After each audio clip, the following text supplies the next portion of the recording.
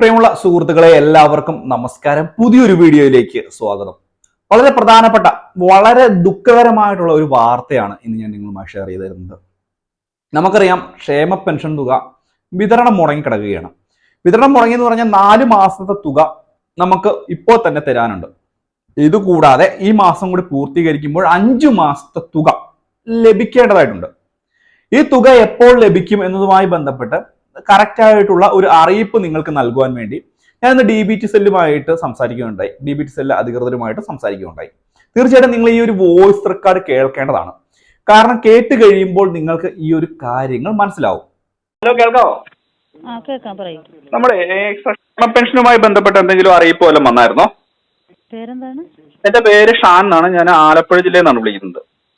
ഒന്നും വന്നിട്ടില്ലേ? ഈ മാസം അന്നേരം പെൻഷൻ വിതരണം ഇല്ല എന്നാണോ? അതോ ഇല്ല. ഇപ്പൊ ഈ മാസം ഇതുമായി ബന്ധപ്പെട്ട് എന്തെങ്കിലും ഉണ്ടെങ്കിലല്ലേ ഇപ്പോഴല്ലേ അറിയാൻ പറ്റുള്ളൂ. അതായത് ചോദിച്ചതേ. അപ്പൊ ഈ മാസത്തെ ക്ഷേമ പെൻഷൻ വിതരണം ഇല്ല. ഞങ്ങളെ ഒരു വീഡിയോയുമായി ബന്ധപ്പെട്ട് ഇതാണ് ചോദിക്കുന്നത്. അത് കറക്റ്റ് ആയിട്ടുള്ള ഒരു അറിയിപ്പാണല്ലോ അല്ലെ? കറക്റ്റ് ആണ്. ഈ മാസം ഒരു അറിയിപ്പും വന്നിട്ടില്ല. അപ്പൊ ഇനിയിപ്പോ 2 ദിവസം കൊണ്ട് എന്താന്ന് പറഞ്ഞാലും പെൻഷൻ വിതരണം ഉണ്ടാകത്തില്ല. ഇല്ല. Okay madam, thank you.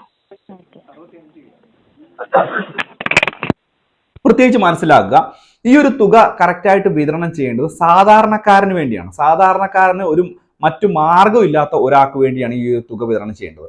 അല്ലാതെ പണമുള്ള ആളുകളല്ല ഈ ഒരു തുകയ്ക്ക് വേണ്ടി വെയിറ്റ് ചെയ്തിരിക്കുന്നത്. സർക്കാർ തീർച്ചയായിട്ടും ശ്രദ്ധിക്കേണ്ട ഒരു കാര്യമാണ്, പണമില്ല എന്ന് പറയുന്നുണ്ടെങ്കിൽ നിങ്ങൾക്ക് മറ്റു പല കാര്യങ്ങൾക്കും ദൂരത്തിനും പണം കണ്ടെത്താൻ നിങ്ങൾക്ക് സാധിക്കുന്നുണ്ട് എന്നുള്ളൊരു കാര്യം പൊതുജനങ്ങൾ ഇവിടെ നിന്ന് വിലയിരുത്തുന്നുണ്ട് എന്നുള്ളൊരു കാര്യം കൂടി പ്രത്യേകം ശ്രദ്ധിക്കുക. അപ്പോൾ DBT സെൽ അധികൃതരുടെ ഭാഗത്ത് നിന്ന് വന്നിരിക്കുന്ന നമുക്ക് ആ സംസാരം നമുക്ക് കേൾക്കാം.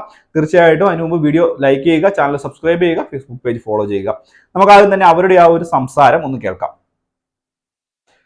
അപ്പോൾ നിങ്ങൾക്ക് ഈ ഒരു വോയിസ് റെക്കോർഡിനകത്ത് അവർ തന്നെ പറയുന്നുണ്ട്, ഇത്രയും സമയമായതുകൊണ്ട് ഇനിയിപ്പോൾ ഈ മാസം ക്ഷേമ പെൻഷൻ തുക വിതരണം ഉണ്ടാവുകയില്ല എന്നുള്ളൊരു കാര്യം പ്രത്യേകിച്ച് മനസ്സിലാക്കുക. അടുത്ത മാസം ഇനി ബഡ്ജറ്റൂടെ വരികയാണ്.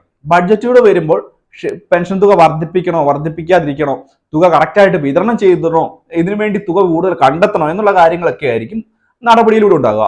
അപ്പോൾ ഒരു അടുത്ത മാസം 15-ാം തീയതി വരെയെങ്കിലും ഇനി ക്ഷേമ പെൻഷൻ തുക കിട്ടാനുള്ള യാതൊരു സാധ്യതയുമില്ല. സാധാരണ പൊതുജനങ്ങളെ ബുദ്ധിമുട്ടിക്കുന്ന ഒരു നടപടിയാണിത്.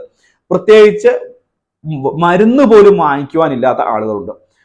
രണ്ടാമത് അധികാരത്തിൽ കയറുന്ന സമയത്ത് പറഞ്ഞിരുന്ന കാര്യമാണ്, തുക കറക്റ്റായിട്ട് നൽകും, പെൻഷൻ തുക കറക്റ്റായിട്ട് നൽകും, പെൻഷൻ തുക 2500 എത്തിക്കും. ആ 2500 ഒന്നും എത്തിക്കേണ്ട, ആ തുക പറഞ്ഞിരിക്കുന്നത് ഇപ്പൊ ഉള്ള തുക കറക്റ്റായിട്ടൊന്ന് കൊടുക്കുക.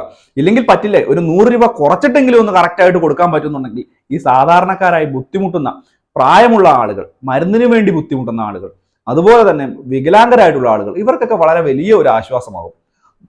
പറ്റുമെങ്കിൽ ഈ ഒരു തുക ഒരു മാസത്തെയെങ്കിലും സാധാരണക്കാരായിട്ടുള്ള ജനങ്ങൾക്ക് ഒന്ന് വിതരണം ചെയ്യാൻ സംസ്ഥാന സർക്കാർ ശ്രമിച്ച് ഒന്ന് നടപ്പാക്കണം. വളരെ പ്രധാനപ്പെട്ട ഒരു കാര്യം തന്നെയാണിത്.